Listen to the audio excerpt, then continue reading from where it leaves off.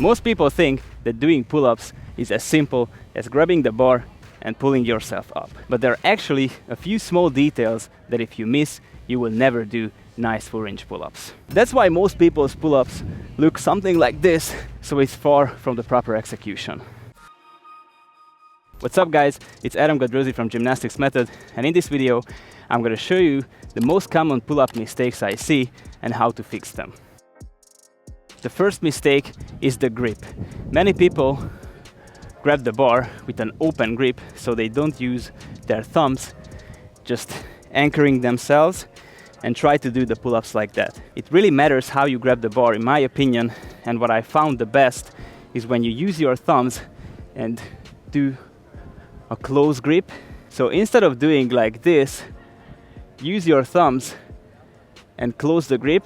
This in itself will help a lot because you can grab the bar stronger, and there is a correlation between grabbing the bar with a firm grip and your core strength and core activation. So if you use this grip, you will be able to do much more and better pull-ups.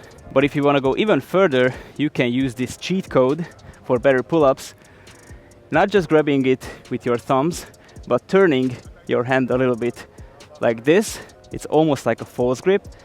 You can turn it as much as you can. It will help you to shorten the leverage and do better chest to bar pull-ups. So once again here, use your thumbs, grab the bar properly, don't do the open grip, and if you want to cheat a little bit, just turn your hands a little bit upwards and do the pull-ups like that. The second mistake is the grip width. So now you know how to grab the bar, but it really matters what's the width of the grip. Most people usually tend to do a wider grip than what is needed, so when they try to do pull-ups, it's much harder to go full range because it's just too wide, and when you do it this way, it's going to be harder to depress and adduct your scapulas.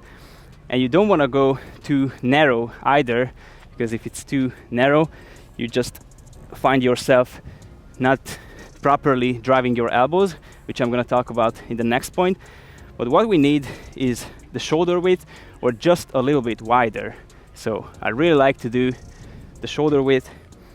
In a passive hang, you can see my arms are almost parallel, and from here you have the chance to do nice full range pull-ups. So once again, now you know, good grip and then shoulder width or just a little bit wider, but don't go too wide and too narrow either. The third mistake is the elbow positioning. Now, you might think that I just have to bend my elbows, right? And do the pull-up. Yes, but it matters where you drive the elbows, because the common mistake I see is that people usually do all the previous points wrong and then drive the elbows to the side. So they want to do pull-ups like this, elbows moving to the side. But like this, you will never be able to do chest to bar and full range pull-ups, and you won't be able to use your back muscles. So what you have to do instead is to imagine that you're in like a small space and you want to drive your elbows behind your body. So next to your body and then behind. That's going to be the right and the most effective muscle activation. So when you depress your scapulas, drive the elbows right next to your body, behind the body. This will activate the back muscles properly, same as you do in an inverted row, you know. That's why I always say that inverted row first, then pull-ups, because when you have the right technique, you actually do with a good grip, shoulder width, hang, and then driving the elbows next to your body, behind the body. Not to the side, but down and back.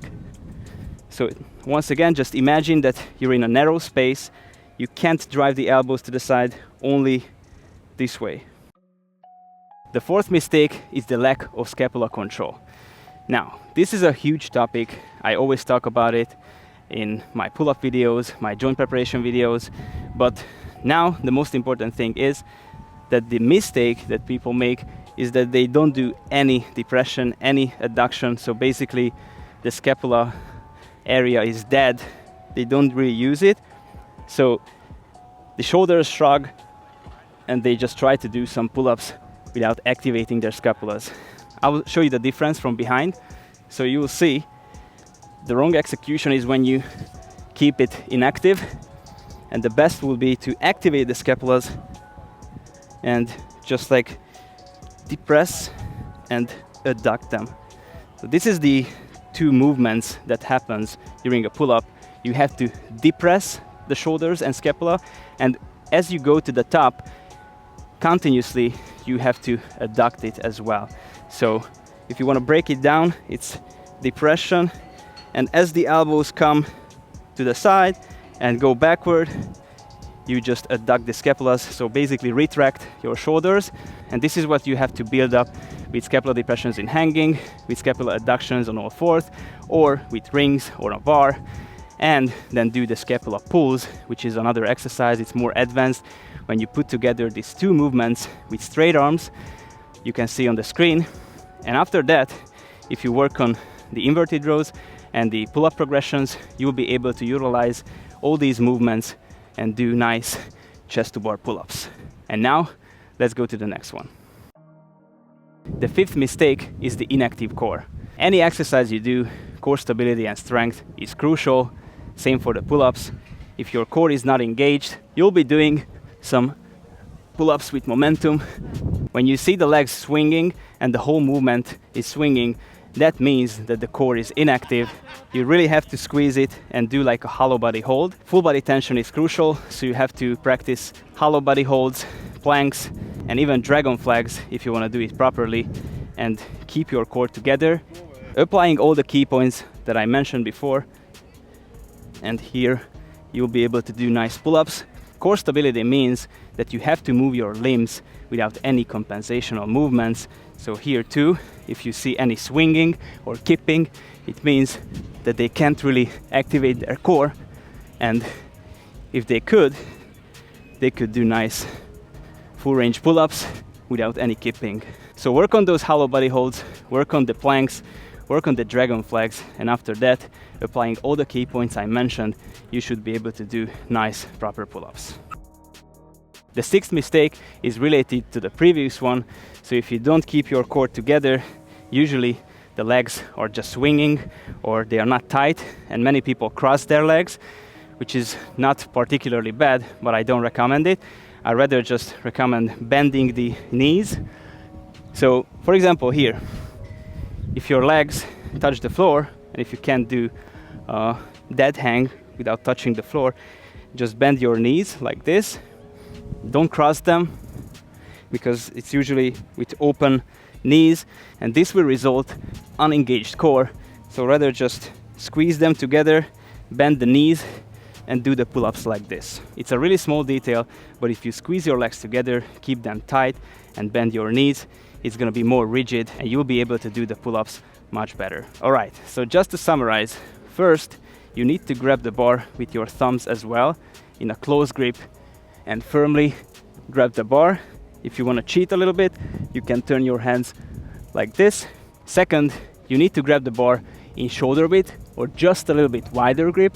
Third, you have to drive the elbows next to and behind your body and do the pull-ups like this. Fourth, you have to engage your scapulas.